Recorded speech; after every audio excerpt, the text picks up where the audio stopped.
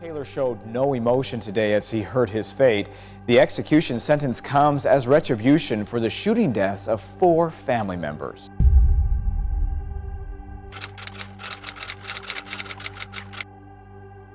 Hey guys, my name is Steve.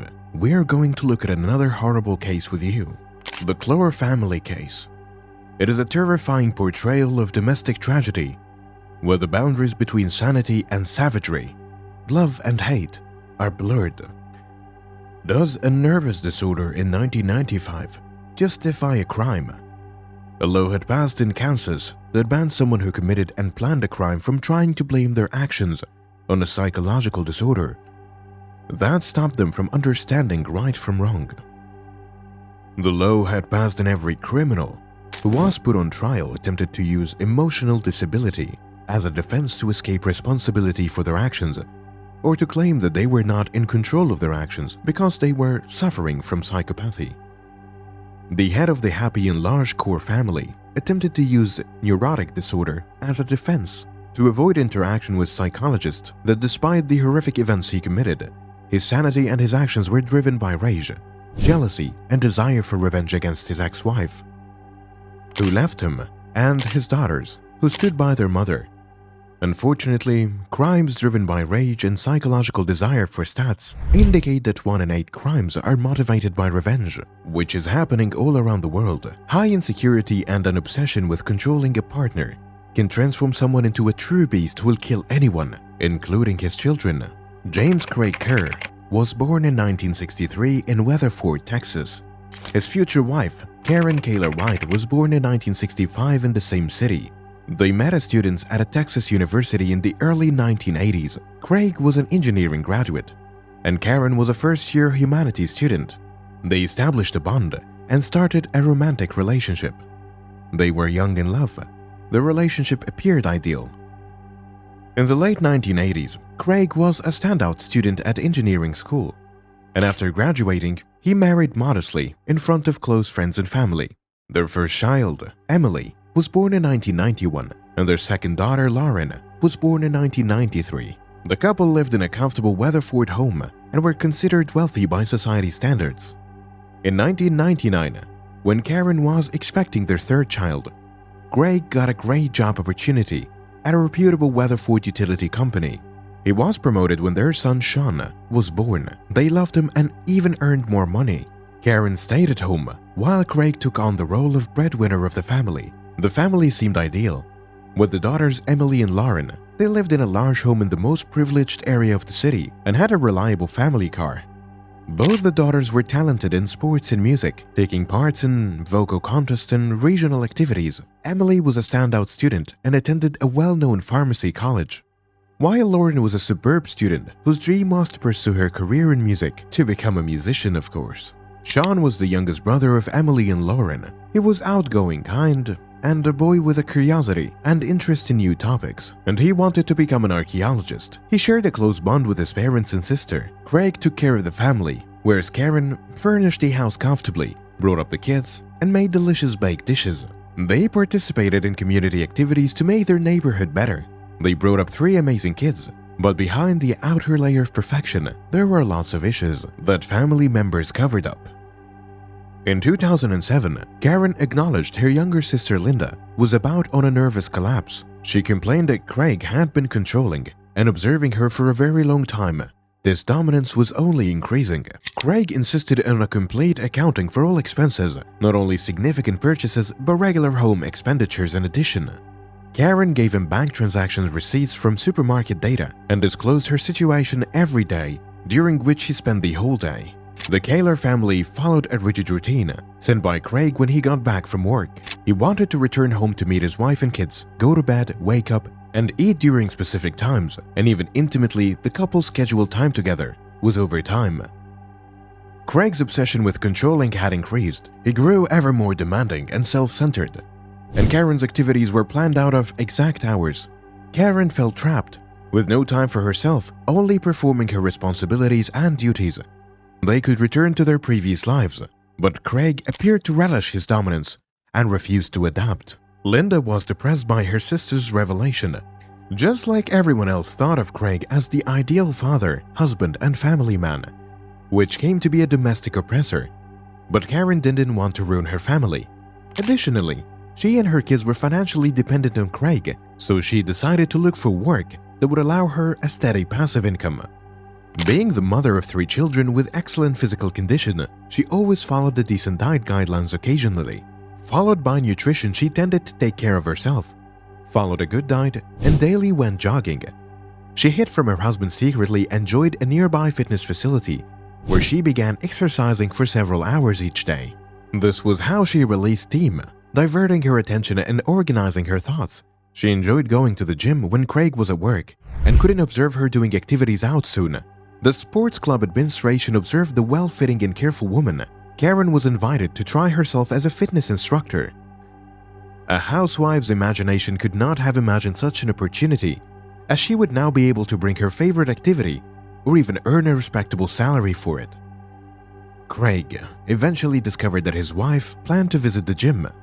Karen expected a scandal and her husband wouldn't allow her to leave. But surprisingly, he responded casually and even appeared happy that his wife had found a work and now was making money on her own. The only requirement was that she must be at home when he got home and prepared meals instead of interfering with his future intimate life. Karen thought these circumstances were reasonable because she was now free to action as well as the capacity to provide her requirements without any justification for every dollar she spent to her husband. An unexpected love and romance triangle was discovered when a new teacher arrived at the fitness club named Sunny. Sunny and Karen quickly hit it off and became friends. Karen, who had been staying at her mother's place for many years and incapable of socializing with others outside of the family. Sunny grew to be a reliable, trusted guy. They spent time together, daily at work, occasionally going for a walk, having coffee, drinking, enjoying a heartfelt conversation. It didn't take time, and their friendship settled into something more organic. They kept their relationships and feelings hidden from everyone.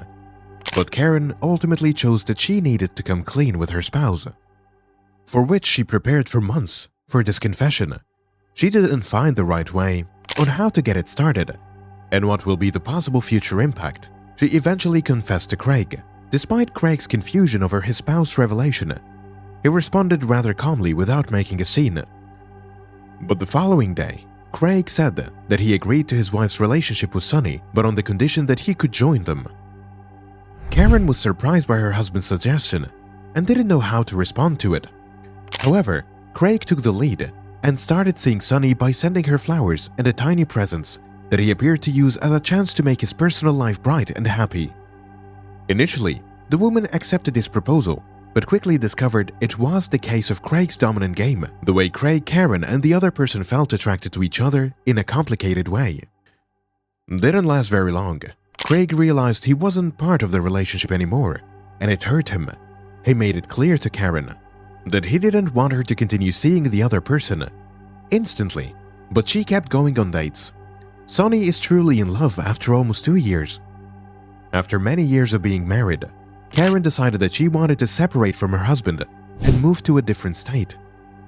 The decision came several months after a disagreement and feeling unhappy, and she planned to find a new place to live where she could start fresh. Kraig determined that most of his family's recovery would require going to a different state, so he started looking for a new position, circulating rumors, and shortly acquired a job as a water director for a large business in Columbia, Missouri.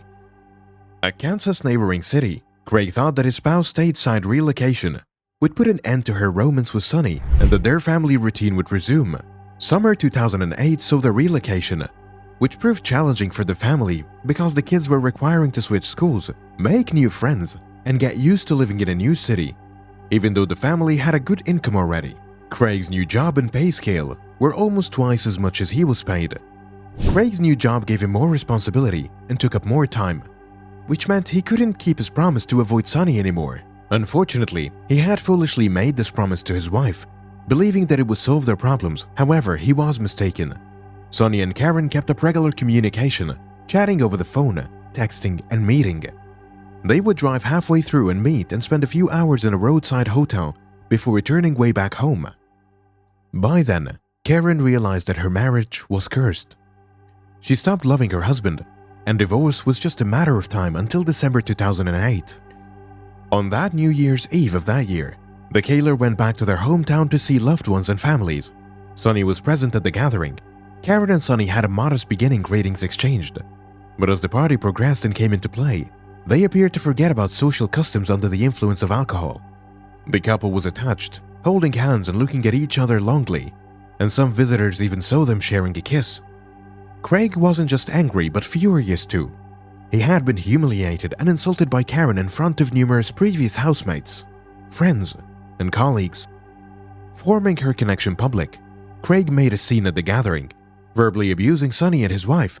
Kraig dragged Karen forcefully from the celebration. He lost his temper and roughly grabbed her shoulders. This caused her dress to rip, then hit her, making her stumble and fall, hitting her head. The incident led to a painful and a difficult divorce, and harassment continued even after they returned home. The conflict persisted, and after a few days, Karen told Kraig that she was leaving him and his home. At first, Kraig attempted to assist her in starting the divorce process and demanding custody of the children. "I'm sorry, and I beg to keep you in the family for the benefit of the kids and provide forgiveness for their union another go." But Karen was confident, and she got a separation. Kraig then started phoning and asking through mutual friends and family should speak with Karen and persuade her not to separate from the family and remain with him. Even though he tried his hardest, she told him she was heading to Sonny, and she was never really satisfied with their marriage in the early 2009 spring. As long as they continued to reside under the same roof, there was another argument, and Kraig used physical violence for the first time on the occasion of New Year's Eve. Karen's party reported him to the authorities, and he was taken into custody at the station, where he claimed his wife was insane, and all he did was hold her close to soothe her, which resulted in bruises from her incident on her arms. Karen did not wait for an official divorce and took her children and moved out. Kraig suffered a severe blow, but he became even angrier upon discovering that his daughters had taken their mother's side. In a long time, it was the first time said that he perceived her happiness at the time, as he wasn't allowed to speak with Lauren and Emily. He only made calls to Sean and bringing him along on the weekends while disregarding his daughters outright. Even with the ongoing divorce procedures, Kraig continued to hope that his wife would change her mind and decide to come back home. He tried to control him out of jealousy and trailer her around wherever he observed, as her house followed her about a town in a rental car, to remain attempting to stay unnoticed, and even unattempted to arrange a hidden camera where no one was home. All of this took time and effort, so Kraig was forced to sacrifice his job and go on a vacation, and stated that he was ill. In the end, he simply began to miss work without justification. This careless conduct resulted in his rejection, following his employment loss and source of income. Kraig had no choice but to move with his parents, since he couldn't afford one now, that there were plenty. In his leisure time, he managed to follow his wife throughout the day, causing her to take his ex-husband to court to prevent her from awful act. Thanksgiving in November 2009 was just before Karen took her children to see the 89-year-old Dorothy Wight, the grandmother, on 29 November in the town of Burlingame, Kansas, to spend the holiday vacation. The Burlingame Police Department on November 29 got an alarm call regarding the sound of gunfire and the suspicious van. Dorothy neighbors claimed that they have witnessed a little truck approach an elderly woman's home. A man got out of it and entered the home, after which they heard gunfire and screams, but were not sure that the man departed the house after that, climbed back into the truck and left quickly. The neighbors did not attempt to arrest him out of concern that he was armed. When the police arrived to the residence, they were confronted by a frightened 10-year-old boy requesting assistance.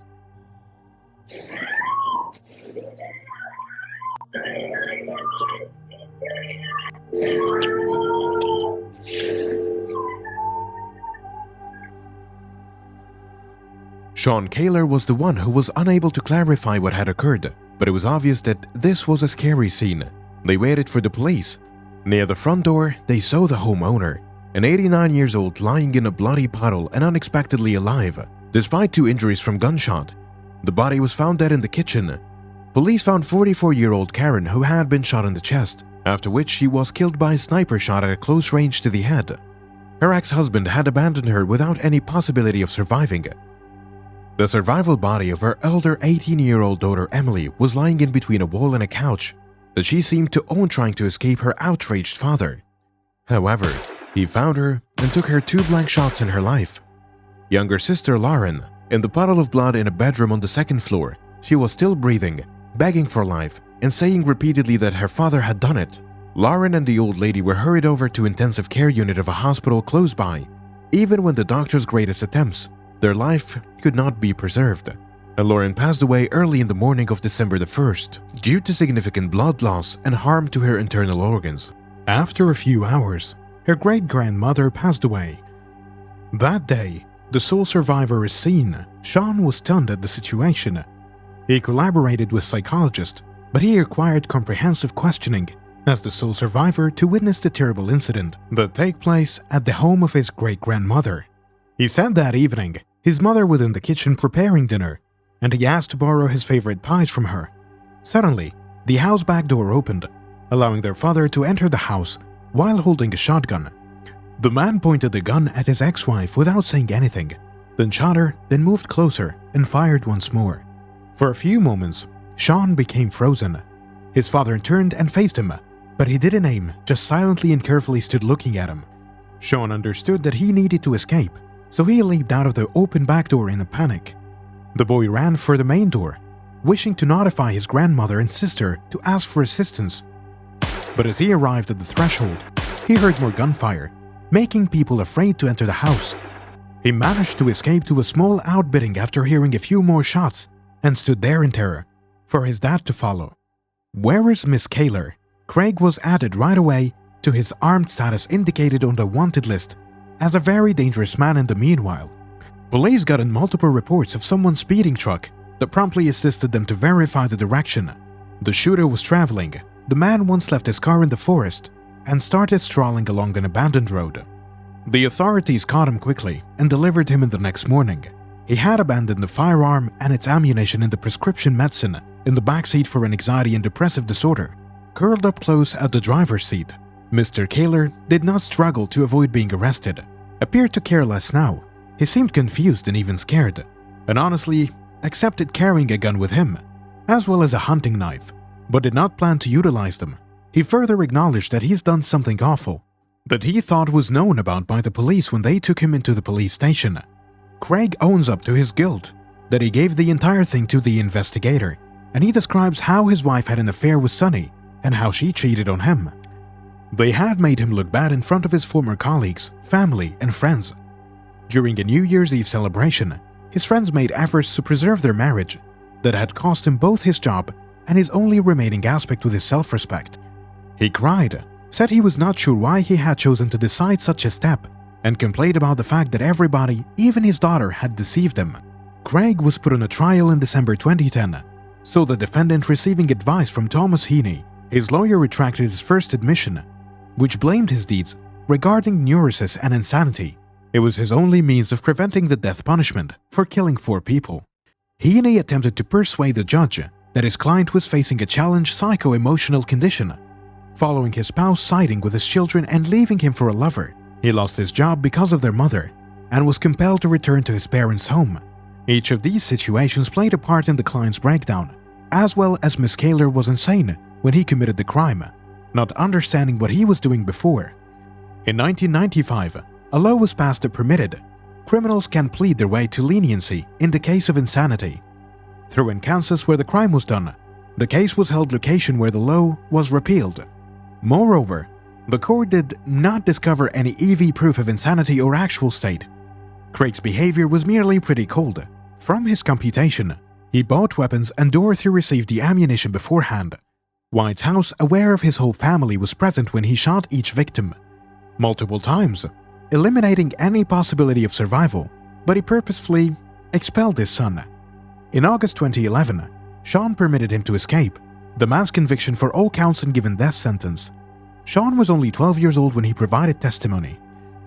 During the last hearing, he mentioned that he didn't want his dad gone because he was just a close relative left beside old Kraig's repeated places and his lawyers. The decision stood. As of right now, Mr. Kahler remains in prison and keeps trying to get the sentence of death and the case examined reversed. As for Sean, following his passing, among his sisters and mother, he was formally placed under his grandmother, and he is currently an adult who has completed his education and has made the decision to remain work from his home in his condition. Thanks for watching, everyone. If you're interested in seeing more shocking stories like this one, be sure to subscribe to my channel and don't forget to hit the bell icon to stay updated with more intense cases.